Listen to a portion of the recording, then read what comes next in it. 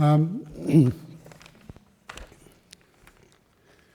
you for coming along tonight. It's a nice cool night, but it's nice and warm in here, isn't it? There's one thing about our Buddhist society in the winter time here, it is really quite warm. So we'll start off in the usual way with some meditation in a moment, but I did just want to just give you an idea of what I was intending to talk about tonight, and I'm intending to talk about trusting access concentration, and it sort of ties in with mindfulness a little bit. I like to talk about mindfulness all of the time, really, or think about it all of the time, because it's just such an important thing, really, in our meditation practice, just to be able to develop this mindfulness through a 24-hour cycle, if it's possible, so that mindfulness is there all of the time. It's really just the power of this mindfulness, and combined with the access concentration that sort of that speaks to samadhi. Samadhi is a Pali word here, really, that just means a deep concentration. But I want to sort of just go to that a little bit tonight, because I was going to talk about the five jhana factors, really, that lead to access concentration. And this access concentration really is covered in many ways by the 5 hindrances. I'm sure most of you, certainly if you've been along to the introductory classes here on Saturday afternoons, you'll know all about the 5 hindrances. I'll just maybe mention them quickly for you. They're just desire and aversion. First 2 of the pairs in the 5 of them. The second, and that's just all about contentment, being content. And in the meditation tonight, I'll try and sort of guide you a little bit towards, what that means. The second 2 are about energy. They're about restlessness and sloth and torpor, or restlessness and tiredness, if you like. So those 2 are a pair as well, and together those 4 really make the meditation just right, the right energy and the right attitude in your mind to make all of that work. The 5th hindrance, of course, just is doubt, but all that is covered by these 5 jhana factors, and we'll go to that in the talk. But in the meantime, I'd like to just guide you for the first 30 minutes, just in a gentle, nice meditation. So I would invite you all just to make your back nice and straight. I always like to sort of feel that little curve right at the base of your spine when you're sitting. I mean, notice everyone here sitting beautifully, actually, just sitting nice and straight, but also in your chair too, rather than slumping too much. If you can sort of use your own strength, if you like, in your body, just to hold yourself nice and straight, you'll find that that's probably the best way to be able to sit a long time, because that sort of promotes the right energy, which is, a factor of the Eightfold Path. So when you've got the right energy flowing in your body, it's really quite nice. So the right hand on the left with your thumbs just gently touching. And I always do that too, is I'll just maybe give you a hint there right at the start too, is just not holding too tight, but just fairly loosely, so that you can actually feel the nerve endings in your fingers. Just feel that tingling, because that tingling has a lot to do with the bliss that we feel in meditation. Ajahn Brahm's always talking about bliss, but this is really where it starts. This is really where the relaxation starts to come from, and it really is just the energy that's flowing into us from the universe and flowing into our bodies, and just generating the activity and all the nerve endings and so on. But just to feel that there, and we'll sort of look at that as we're going through the meditation. So closing your mouth, closing your eyes, breathing through the nose. We'll just do a little quick run through the body for a start, which again, just reminding you, is the second the second factor of mindfulness, the the second factor of mindfulness anyway is just the feelings in your body, and feeling into your body, and so that's an important way to start. And we usually do. I've noticed that when Ajahn Brahm does this now, he kind of spends most of the half an hour period at the start sort of going through that, just staying with those feelings in the body, because it is important actually to feel those. So, just taking a couple of deep breaths and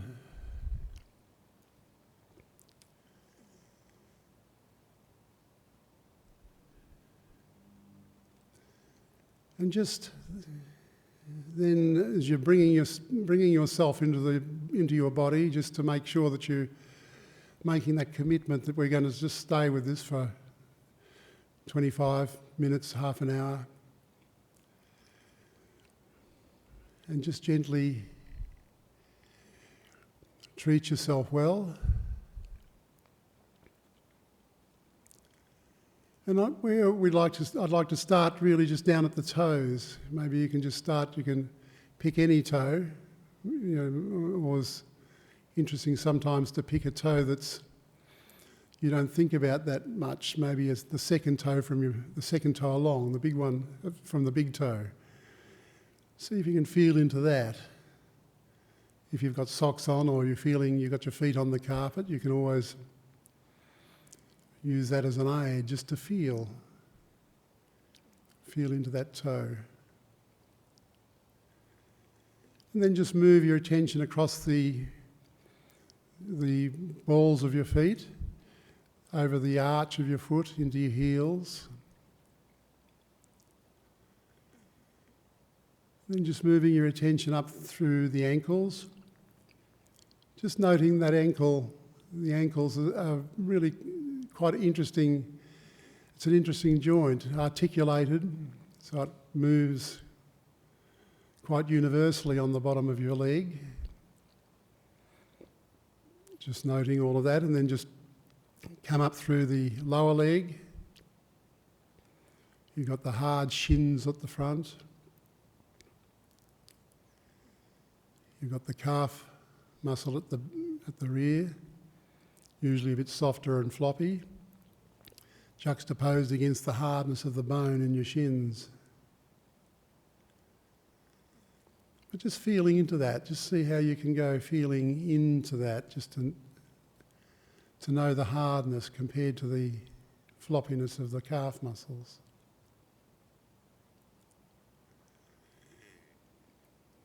Then just moving up through the knees, again an articulated joint there. Then up into the thighs. I always have this sense that they're kind of big, strong muscles, which they are for all of us. That just noticing in there, noticing where those thigh muscles are really ready to work for us. And then just moving through to your bottom, just the way that you're seated, either you're on the floor or in a chair. Just feeling the pressure there. And then moving up through into the tummy.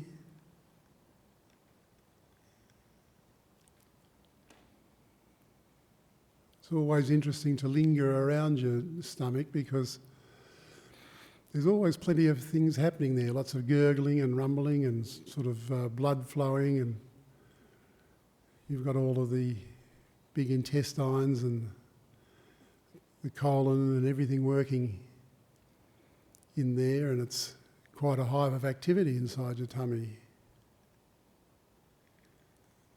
Quite remarkable.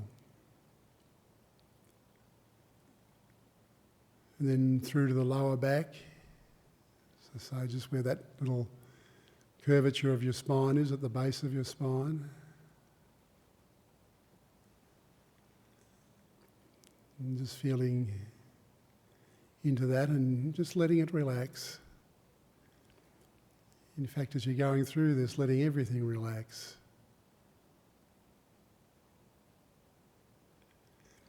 Then moving up into the chest area,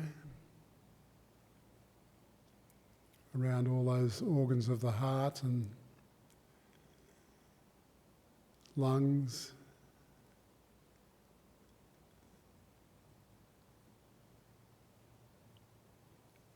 Just the powerhouse really of your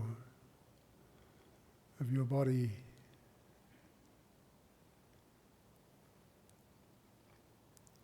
Fairly easy to hear some of them, feel some of the rhythms that are in there. Then moving into the upper back, around the shoulder blades, just getting a sense of how they're anchored into your body and how they work to hold onto your arms. And then as you move down through the upper arms, through the elbows, into the forearms and through the wrists, and into your hands and then into your fingers. We may want to just linger around the fingers just to note and just see if you can feel any sensations, any tingling that's going on there.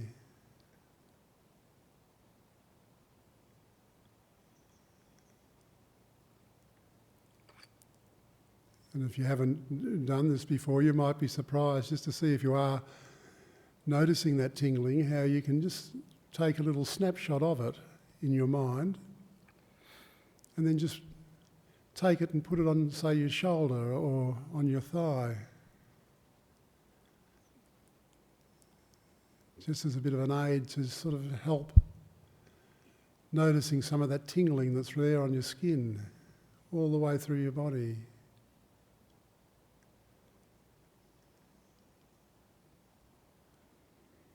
That the whole body is energized.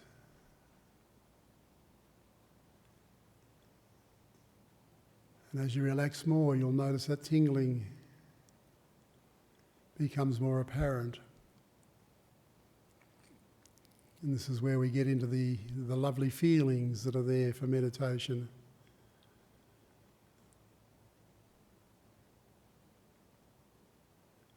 Sometimes it can be almost as if you're floating off your seat.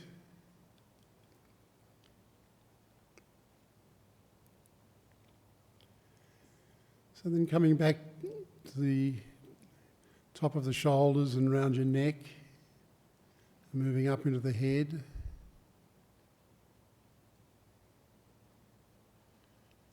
Feeling around your eyes and around your mouth, again another place where there's plenty of sensitivity. Your tongue and your lips.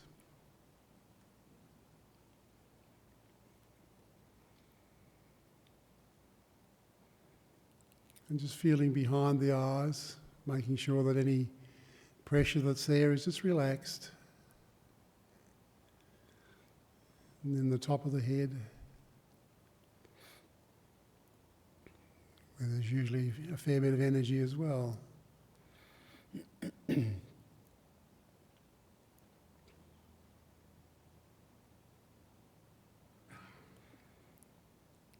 So now that we've anchored ourselves into the body, it's time just to move now to the mind and just using the mind to watch the breath.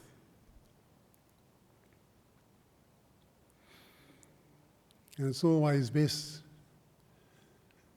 when you're doing that to feel, first of all, as you're breathing through your nose, just to allow yourself to feel your breath going right down through your chest and into your stomach,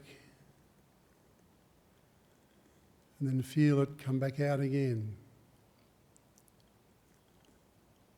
you'll find if you do that for a little while at the start, it will really help you ground yourself into your body, and just give your mind a nice interest in being able to just be with that.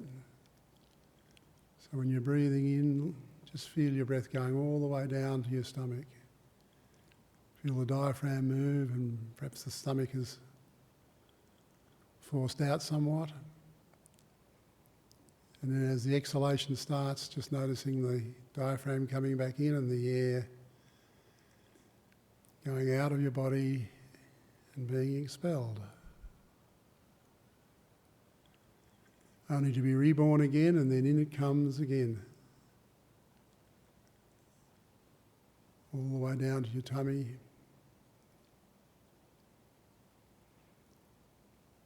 And then allowing it to come back up through your body,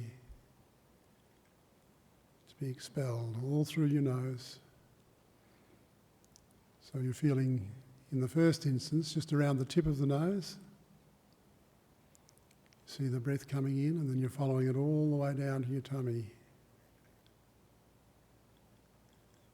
And then allowing it to come back up through your body, and then again out through your nose.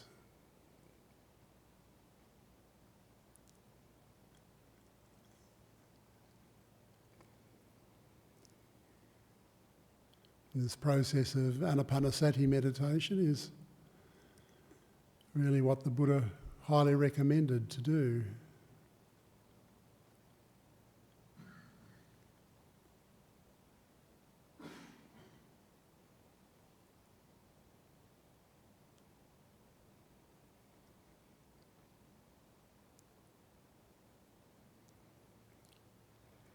So if you just stay with that process of using your breath down through your body for a little while, just until your breathing and your attention onto your breath becomes fairly solid. But when your breath is established, you can just stop following it all the way down and then just stay at the tip of your nose and just watch the breath coming in and out from that point, especially as it's getting more subtle.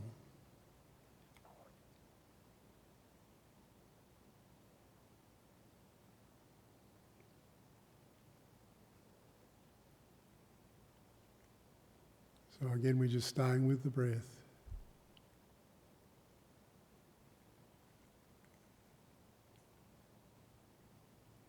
This beautiful breath, life-giving breath.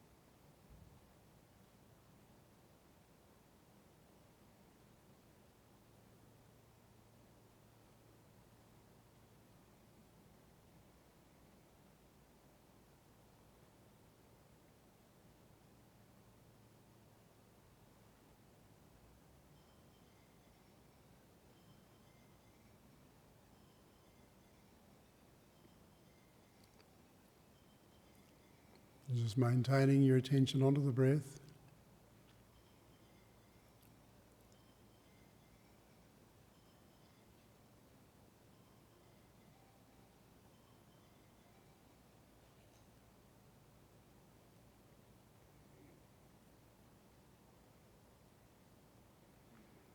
there's any noises or distractions in the room, it's best not to go out to the noise. Just stay inside your body. Stay with the breath.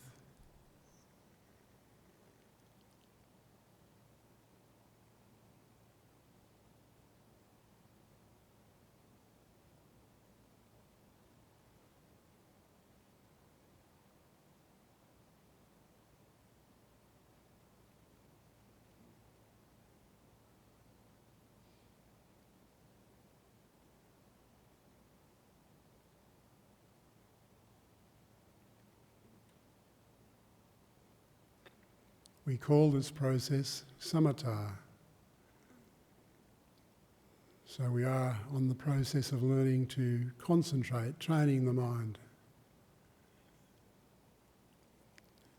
and training our mindfulness too, just to stay attentive to the breath.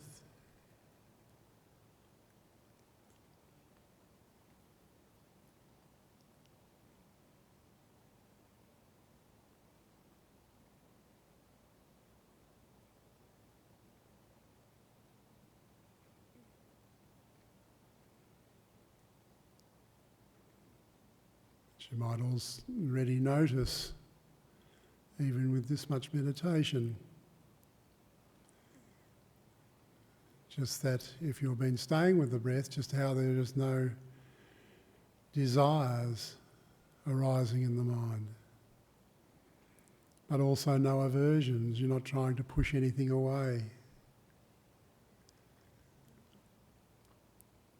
So if it is like that for you, just recognise the contentment of that. The contentment of just the mind being as it is in the moment, just with the breath.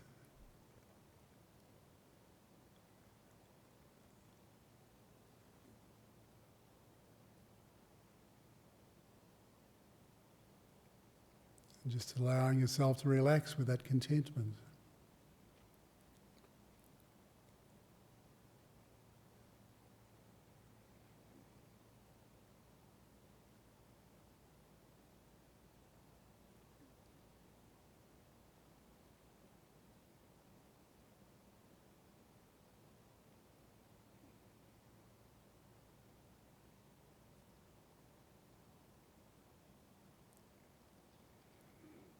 You might also notice too that the mind is not restless.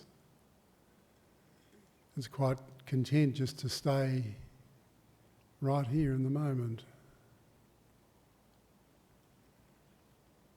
But also, because of the interest that you're taking in the breath, there's no slothfulness or torpor or tiredness. The mind's interested.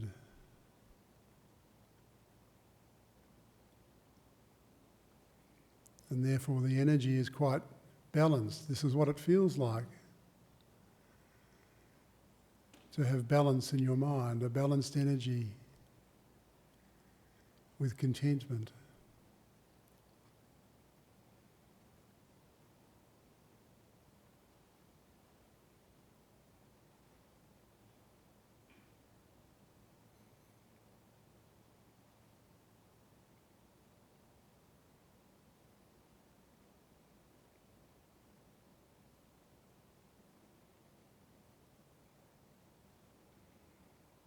So you can see that you have been working with the hindrances.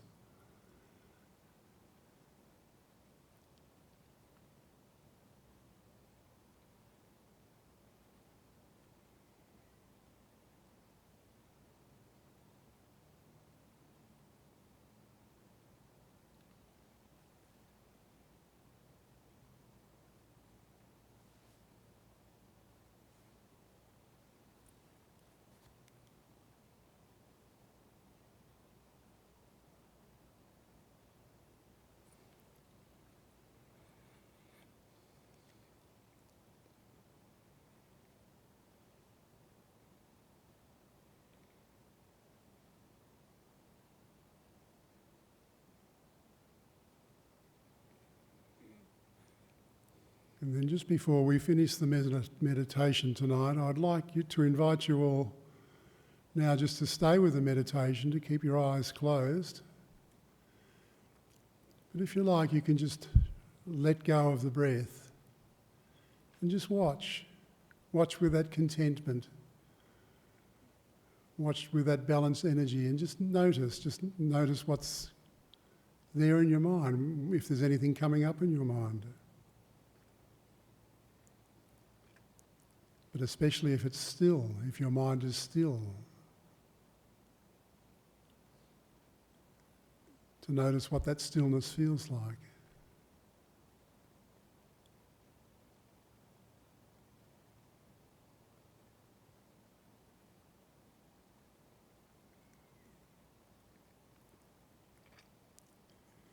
This is working with the third satipatthana, the third foundation of mindfulness, which is exploring the mindfulness of mind.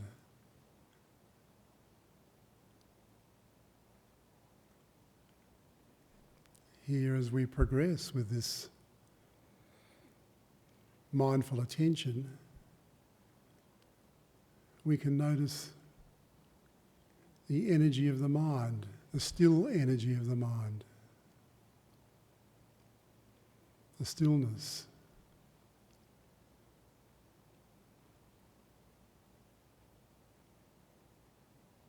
What does that feel like?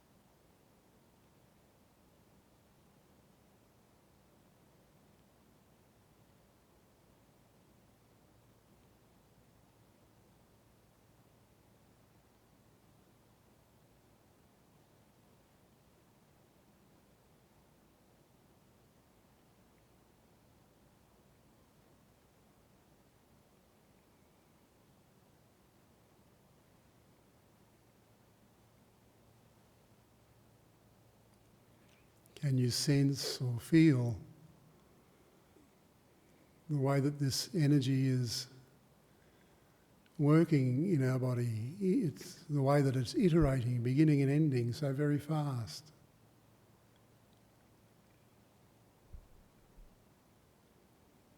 Just to bring about this stillness of mind where there's no thoughts.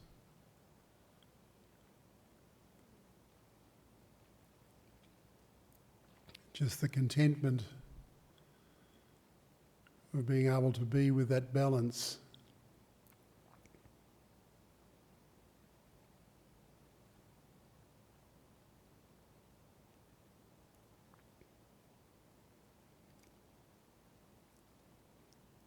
Where our consciousness has been tamed momentarily just to allow that contentment to be there.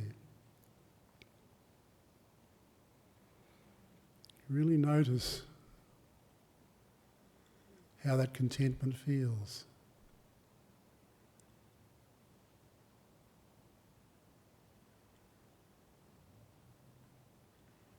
And perhaps pay special attention too to that tingling that I was talking about. The energy that's flowing into your body, beginning and ending, so fast, countless times in the wink of an eye.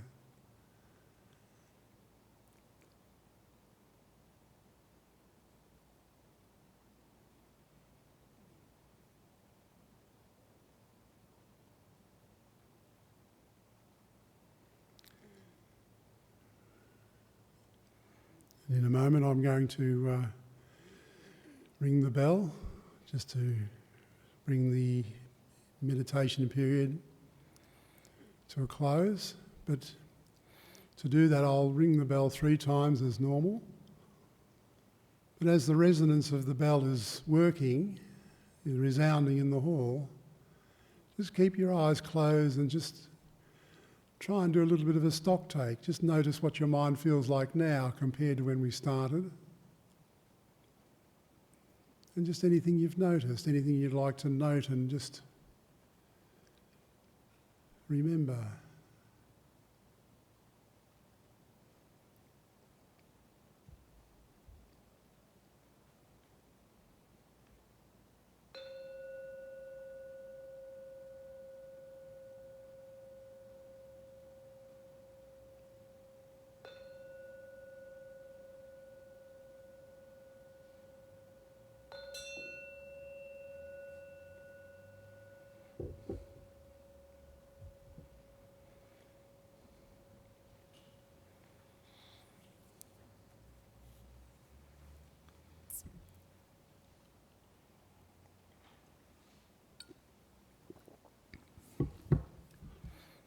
I don't know how that felt for you, but it sort of felt all right for me. Everybody seemed to be quite still and content. I hope that was how it was for you and that there was some stillness and that some of you were able to kind of notice and understand what I was talking about with that stillness of mind. Because it is an important thing to know about the stillness. I remember Ajahn Brahm in early years when he used to sort of talk, or when he was practicing himself and getting to some of the lessons that he was learning himself over the years. He used to talk about stillness as really being one of the most important things in the Eightfold Path. In fact, he really wanted to sort of change, at that point he wanted to change right concentration with right stillness. So that was how he was sort of seeing it at that time as he was developing his mind into the way that he is at the moment, the way that he teaches at the moment. But this stillness is really, it comes about because of the energy of the universe, the energy that is there, that we're all involved in.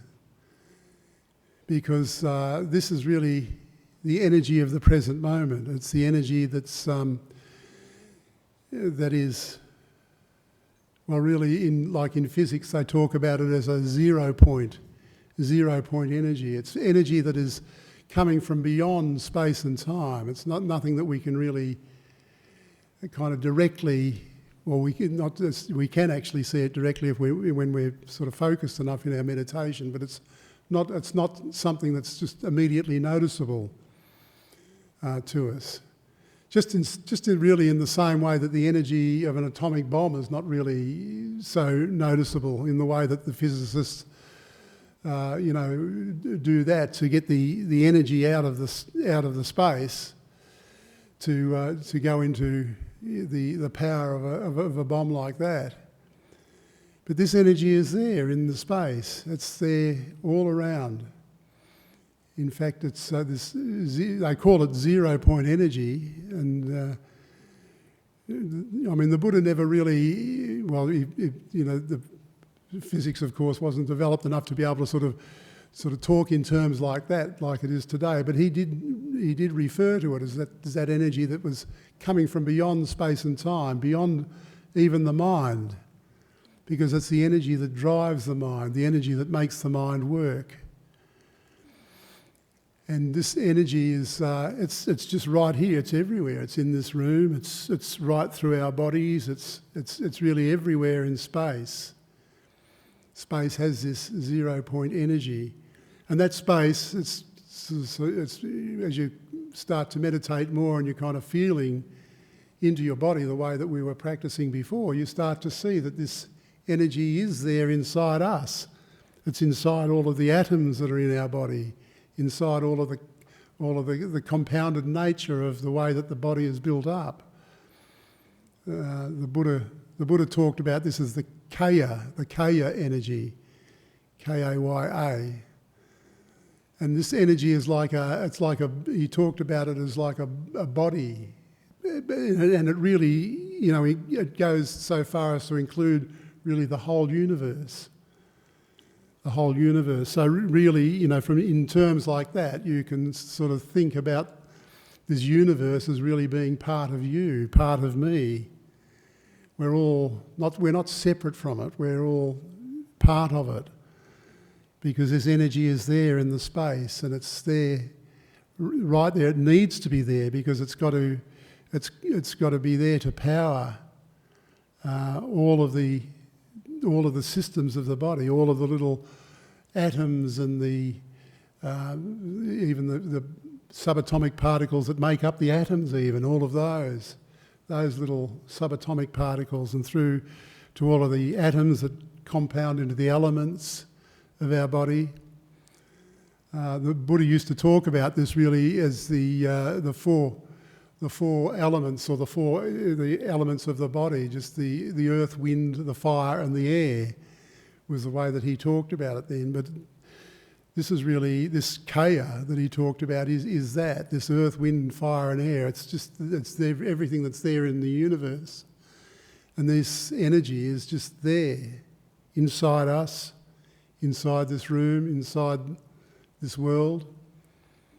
And as you do gradually get to see or start to understand what this present moment really is, just this, and the constancy of the present moment as well. That's just something that it's really worth contemplating about, because this energy, this present moment is constant. It's the only probably one of the only things that's probably even more so than gravity or any of those other things that the physicists talk about. This present moment is a constant.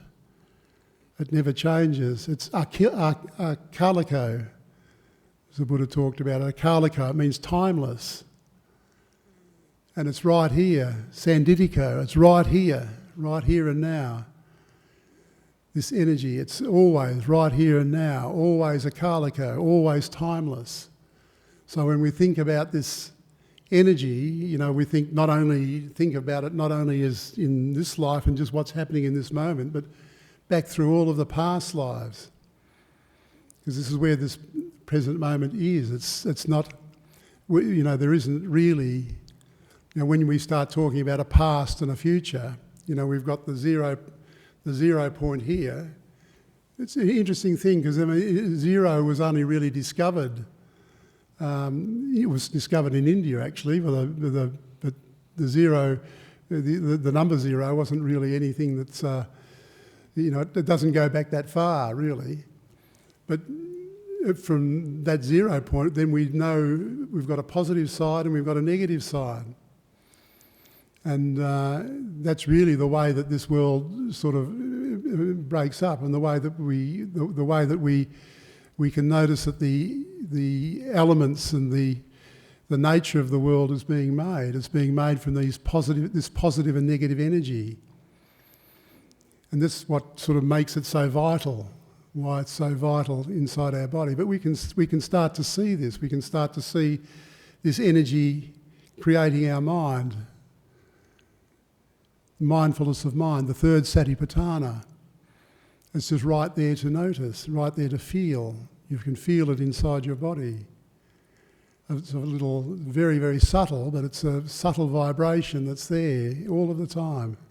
Never ever not there.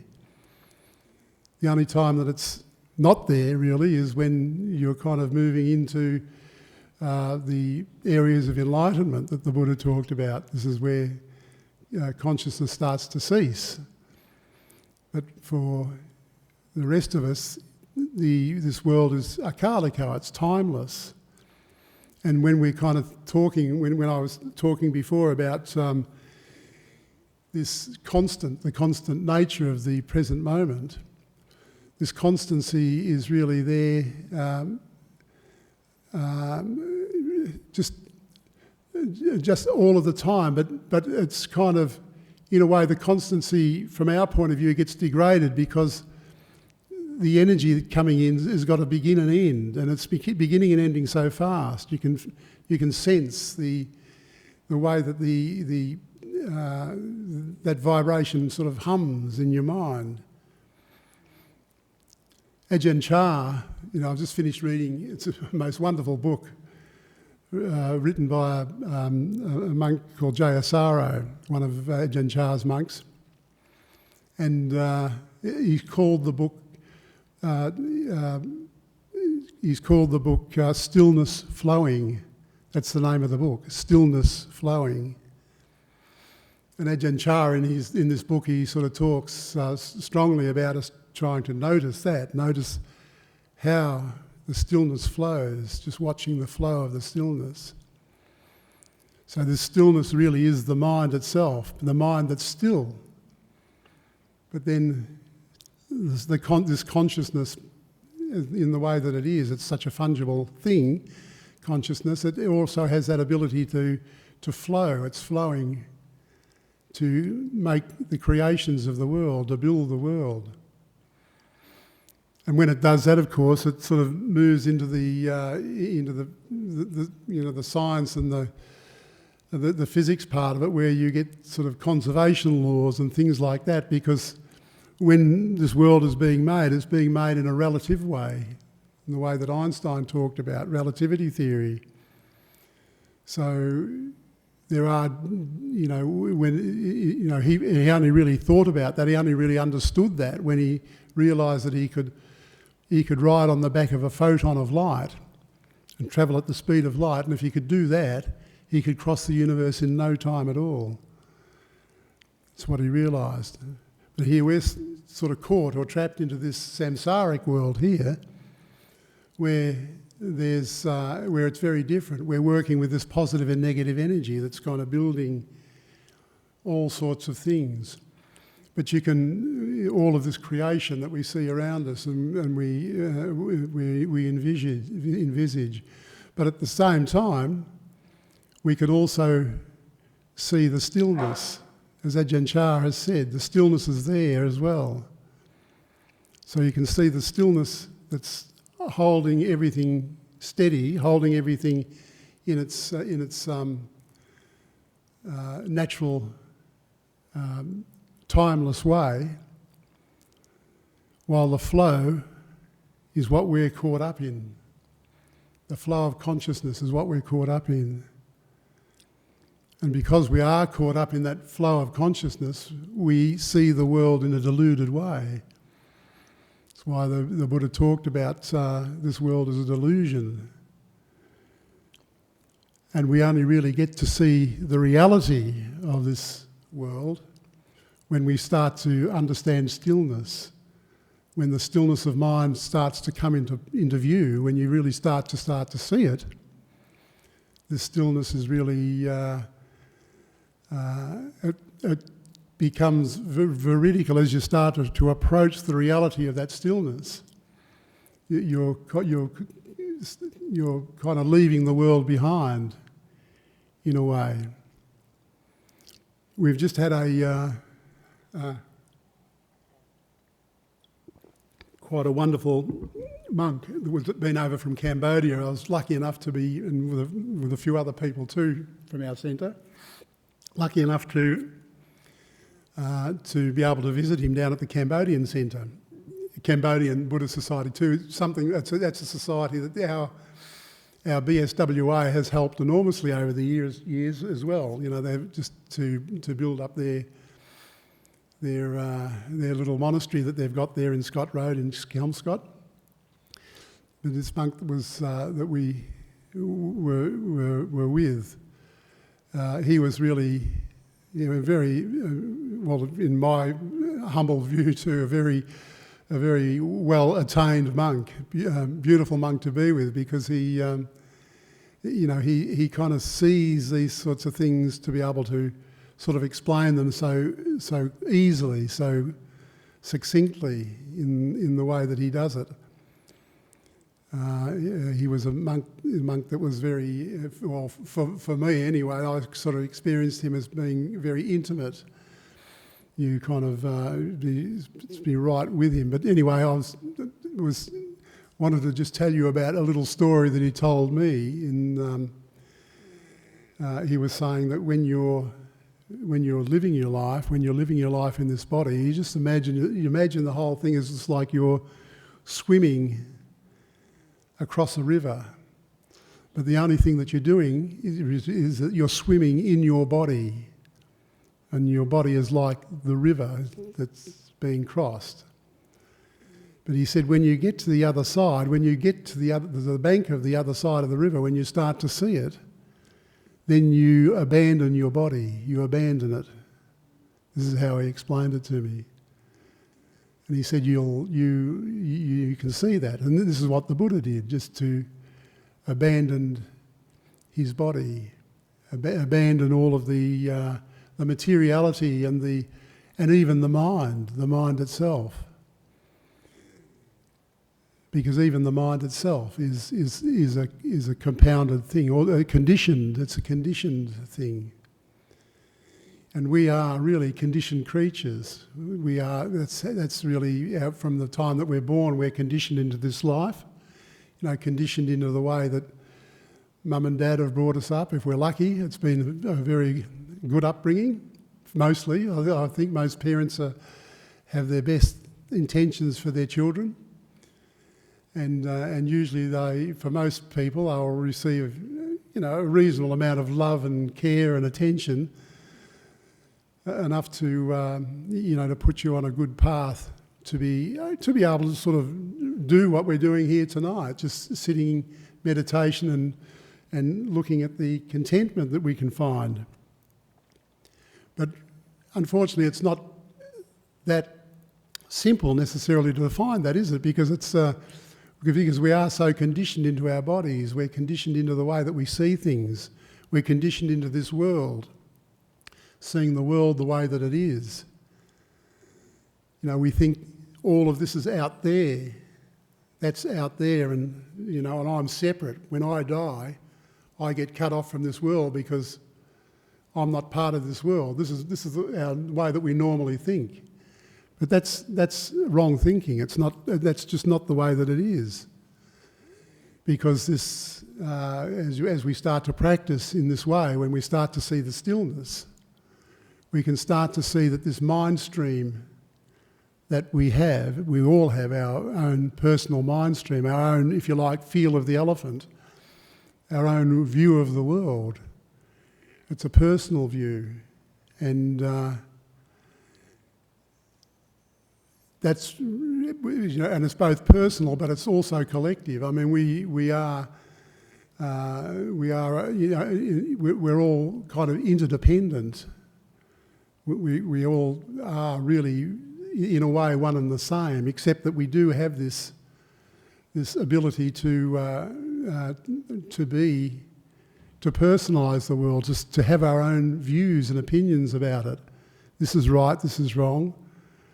And all of these views and opinions, they're all coming from this positive and negative energy. And this is really why the Buddha talked about everything as dukkha. There's this dukkha in the world. The dukkha is really just something that's that you can never make right. It's because it's there because we all have a different feel of the elephant. We all want to we want our views to be the right ones. You see this especially in world leaders and people, even the politicians vying, different sides of politics vying for power. And I guess that's the way. I don't. There's no answer really for any of this. Really, it is just dukkha.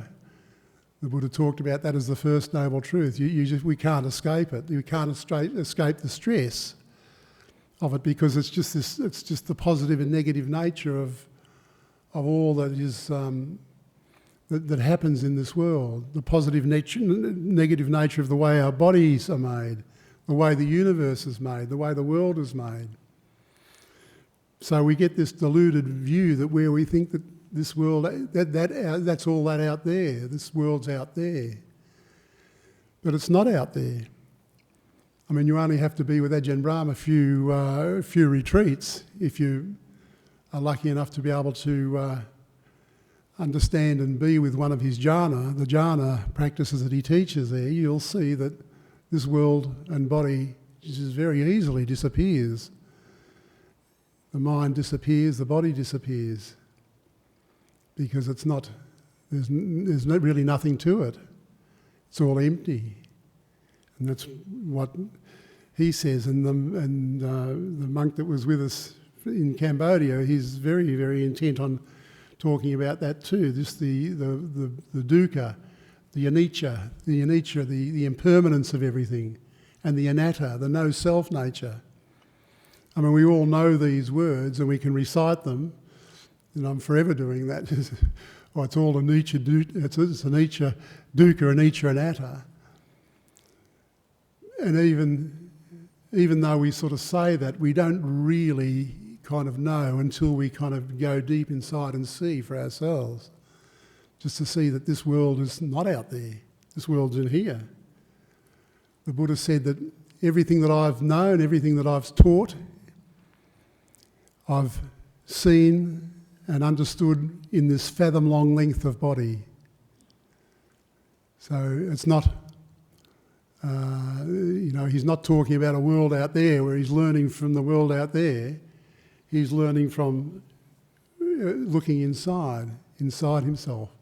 And it's inside your mind, if you take the four satipatthanas, the first satipatthana is feeling, just understanding feeling and how important that is, just to feel, to be able to feel into your body.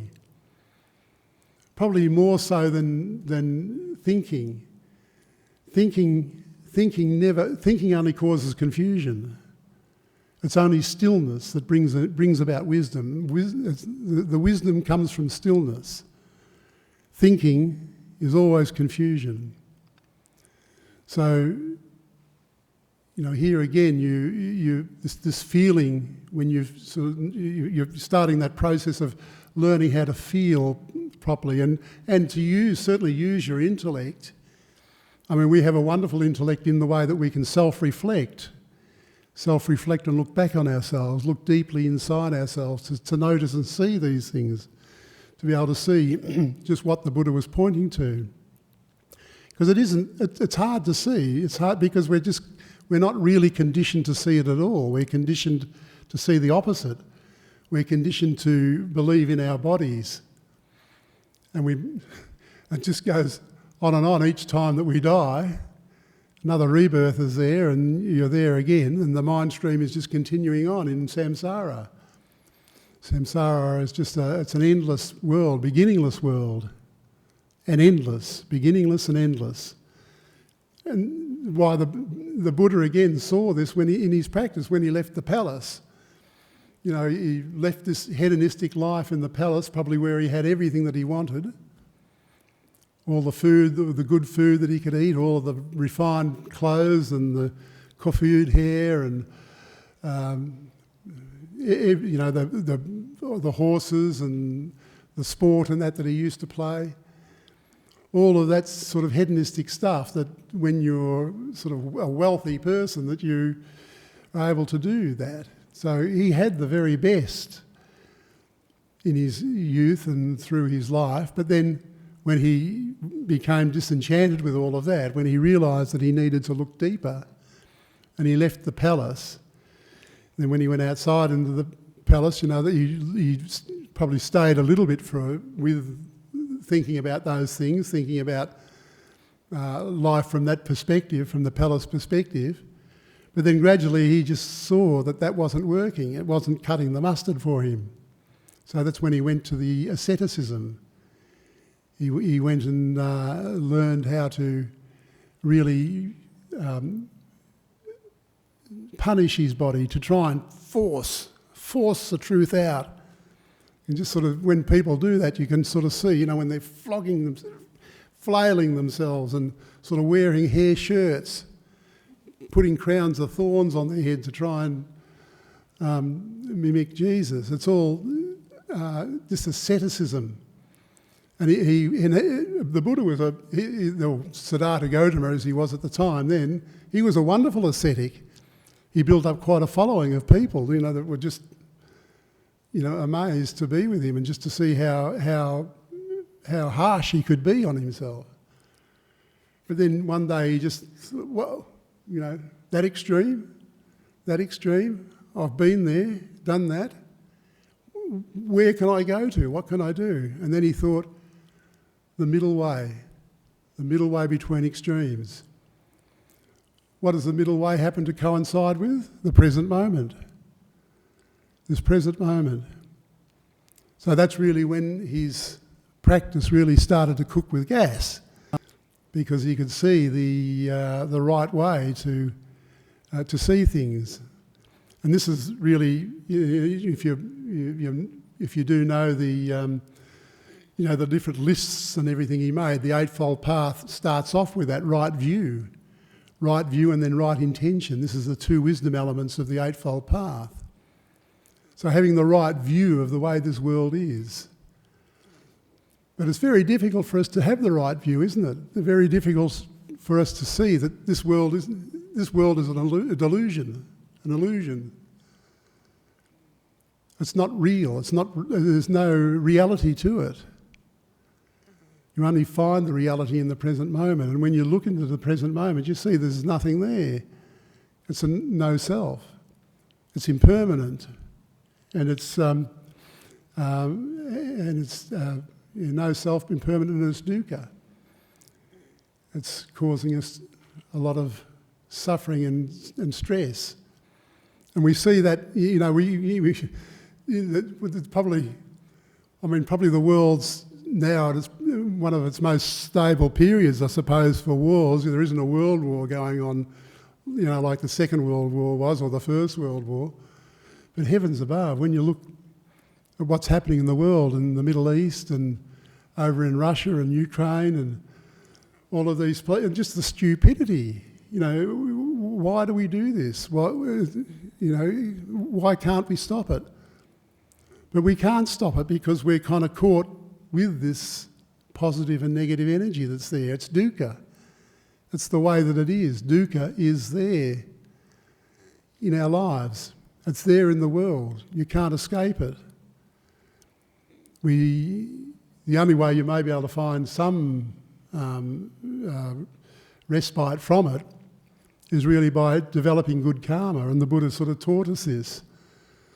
Having the right way to see things from a moral perspective, right? The three aspects of morality in the Eightfold Path. Right speech, right action, right livelihood. And then you couple that with the meditation. If you can do that, if you can get your life to a reasonable level where you're not kind of worried about what other people, you're not worried about what you've done and whether people are coming to get you or other situations you might find yourself in if you haven't been that wholesome in the way that you've been living. I often sort of consider some of those things that you see on the news, the gangsters and the people like that playing with guns all the time. It must be very, very difficult to find a peaceful mind. It'd be very difficult to find the contentment that was here in this room at the beginning of the night. So when you kind of start seeing things from that way, you really understand how wise the Buddha was when he sort of found this middle way path, and then developed the meditation. Because I'll just finish off the Eightfold Path there. Cause there's the right view, there's the right intention, and then the moral aspect of it is right speech, right action, right livelihood.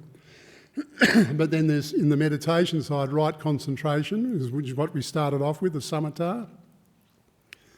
And then we did a little bit of vipassana, looking at the insight. But that's all part of that meditation side. But then the right mindfulness is the second one, and right energy, having the right energy in your body to be able to sort of work through all of these things. So they're very natural things that the Buddha talked about to us and advised us to be with and to practice. But I think if the main thing that I can sort of draw from all that is really just this present moment and the way that this present moment is right here, and the energy that's building the present moment is right here now. It's if you'd maybe just allow me to just because in quantum mechanics, I don't really know how physicists do this, but they talk about a time that's less than 10 to the minus 43 seconds. So that's 0 point, and there's 43 zeros, 43.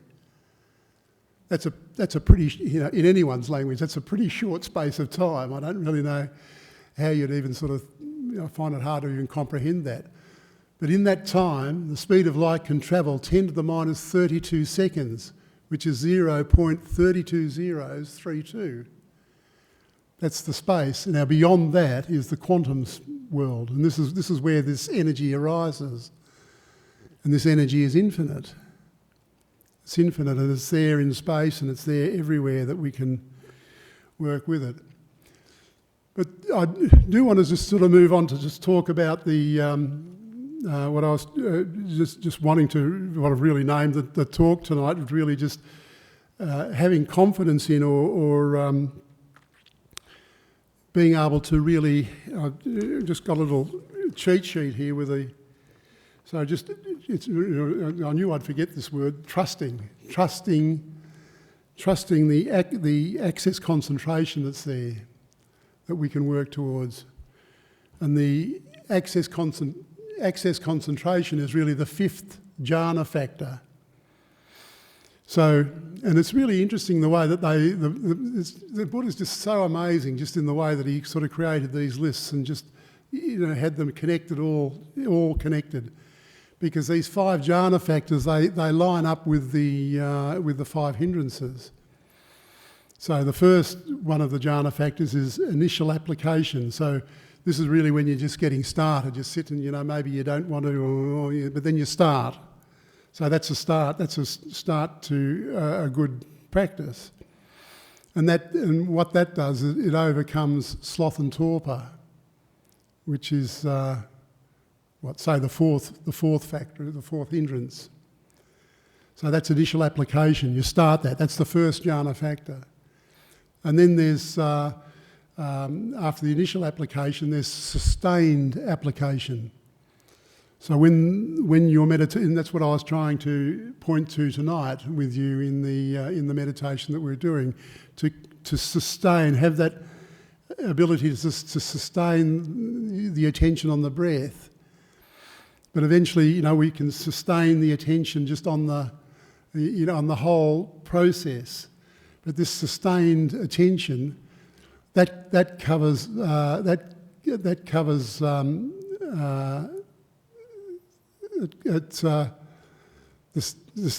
sustained attention covers any doubts that you might have. That's the fifth hindrance. So once that attention's sustained, then your doubts are covered. They're covered for that time anyway. And then you move on to the next part of that is rapture and joy. And that's sort of heading down towards a process of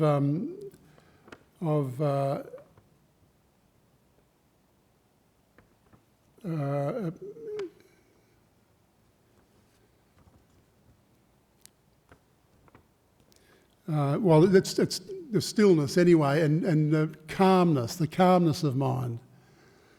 That's all incorporated in that. When you have the you have that happiness and joy that's there. It's the start. It's what I'm talking about with the energy, the way this energy sort of comes and starts to work through your body. It's such a joy to and a beautiful thing to sort of keep going. And then that moves on to the fourth factor of the fourth jhana factor, which is bliss. Bliss and piety. And this is piety is sort of a happiness that sort of is starting to get quite subtle. But and bliss is like that too. It's a sort of a subtle joy that just sort of comes into your body. This bliss, and it sort of focuses. It's focusing you. You're starting to really move now to concentration.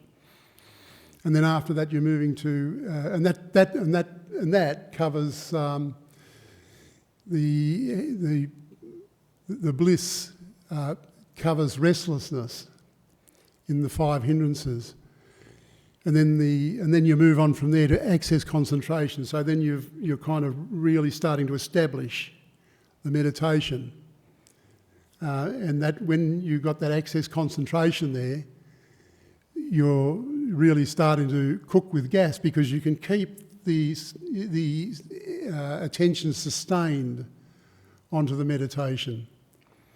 And this is important, and you can trust that. That's what I was just saying, trusting access concentration, because when you get to the point that you can really trust yourself, to trust your mindfulness, it's such a wonderful thing. Ajahn Chah talks about this, like he talks about this trusting of access concentration. For himself, this book, Stillness Flowing, it's really an amazing book. You realise how many of these arahat people, are really, they're just ordinary. They're just like you and me. They're ordinary people. And some of the things that comes into his mind, the sensual desire that was there that he had to overcome, and the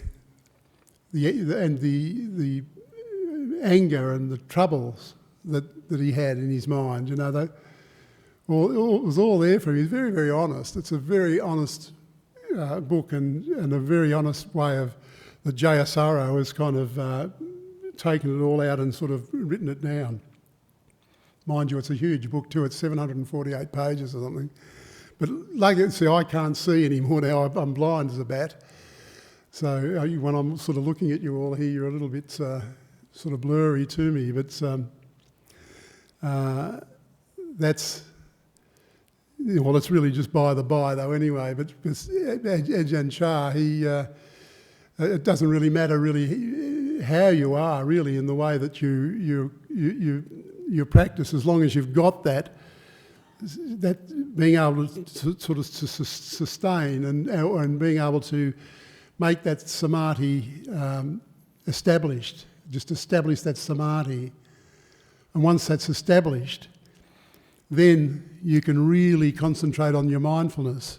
Ajahn Brahm talks about this too, especially in his book, Mindfulness, Bliss and Beyond. He kind of has sort of set this out quite clearly actually for us all to see there, where you can use then the power of your mindfulness. Once you've got this access concentration there, you don't have to worry about your meditation. You don't have to keep worrying about, am I still focused on my breath? Because mindfulness has got it. Mindfulness knows. So you just trust it. Trust your mindfulness. And so, as I started to say before with Ajahn Chah, he was saying that he used to snore. But as soon as all this sort of kicked in for him, his mindfulness just stayed with him overnight. Even when he was sleeping, he didn't snore anymore. Because the access concentration and the mindfulness of it had sort of taken over. So this mindfulness, when that access concentration is there and you can trust that, you can just allow this energy of the mindfulness, this energy that I'm talking about there that creates the mind and the flow of your consciousness, you can just allow that to because you're not so involved in the flow of the consciousness so much anymore now. You're involved in the stillness of consciousness. And that stillness is coming into your mind, and it's powering it, starting to power it right up to such an extent that you can then start to really turn that stillness back onto itself. Turn it back onto itself, and then you start to see the way that this world really is, the way that the consciousness itself ceases, finishes. Consciousness goes, no longer there. Now you might just sort of say that,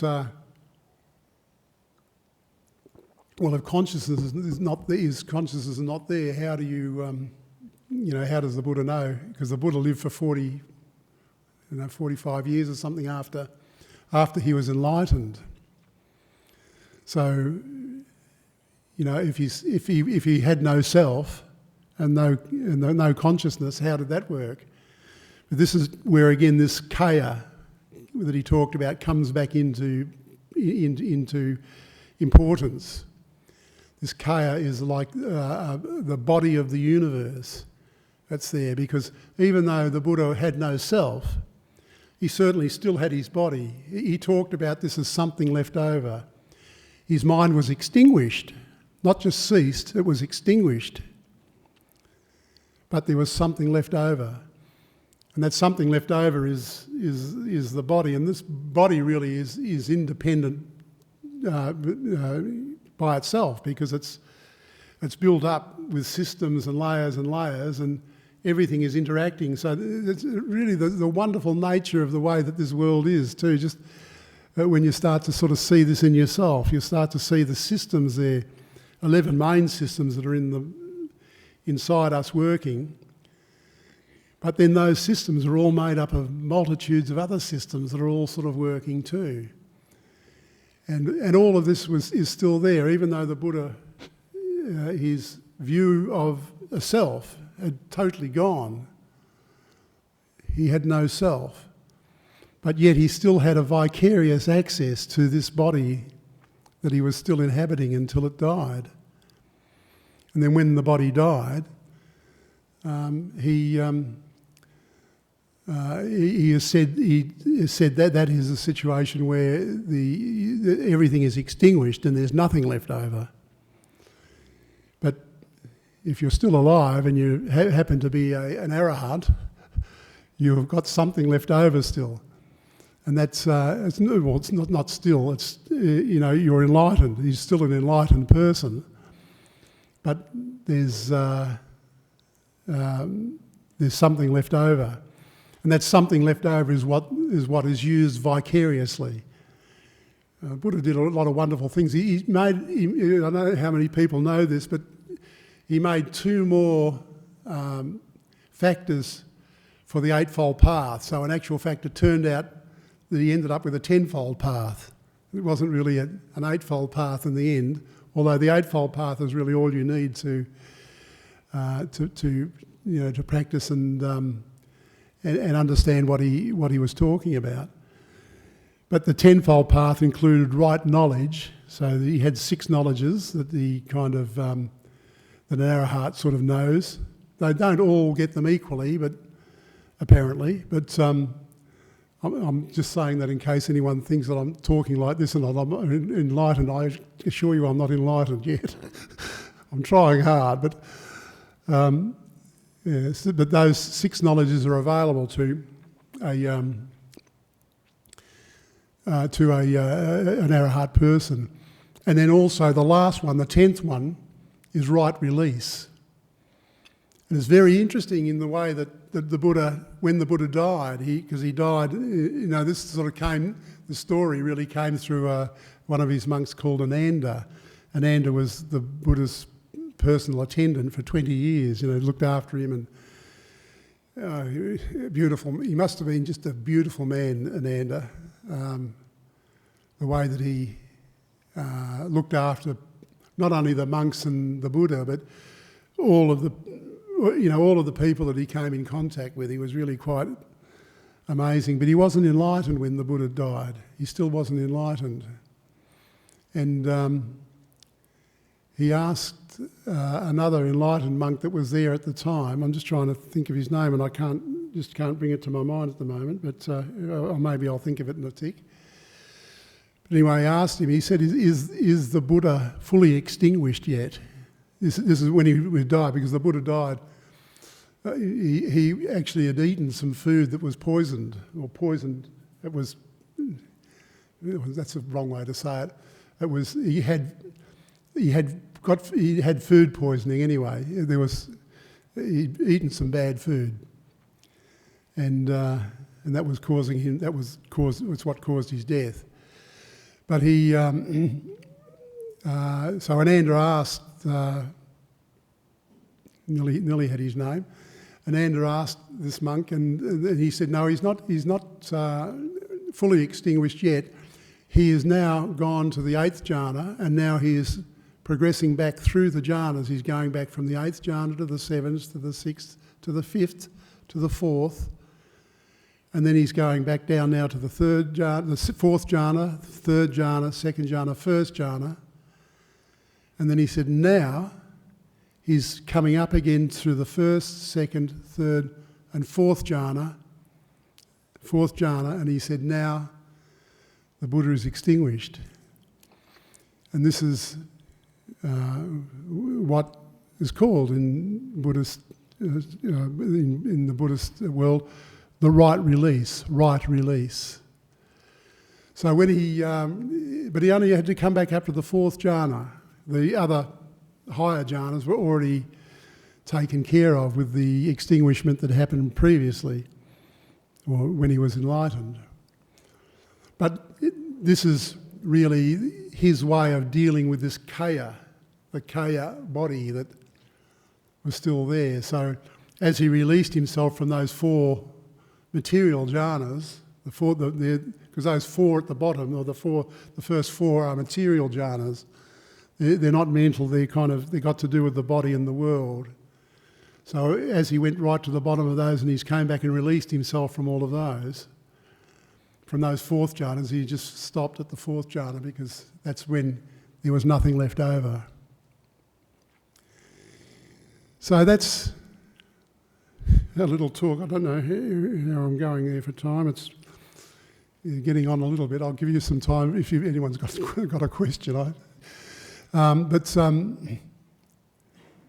it's quite a fascinating thing, really, isn't it? And this access concentration turns out to be quite important, really, if you can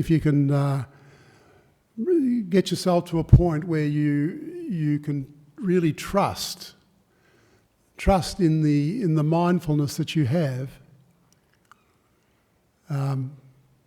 You don't have to worry so much then about sort of, am I on the breath? Am I here, or I'm thinking there? I mean, of course, you still have to be a bit careful, but you can trust that the mindfulness is doing the job for you. The mindfulness automatically does it because it's been energised to such an extent that it just works by itself. It knows what you want, and it will do it for you, even when you're sleeping. So that's trusting access concentration, the 5th jhana factor.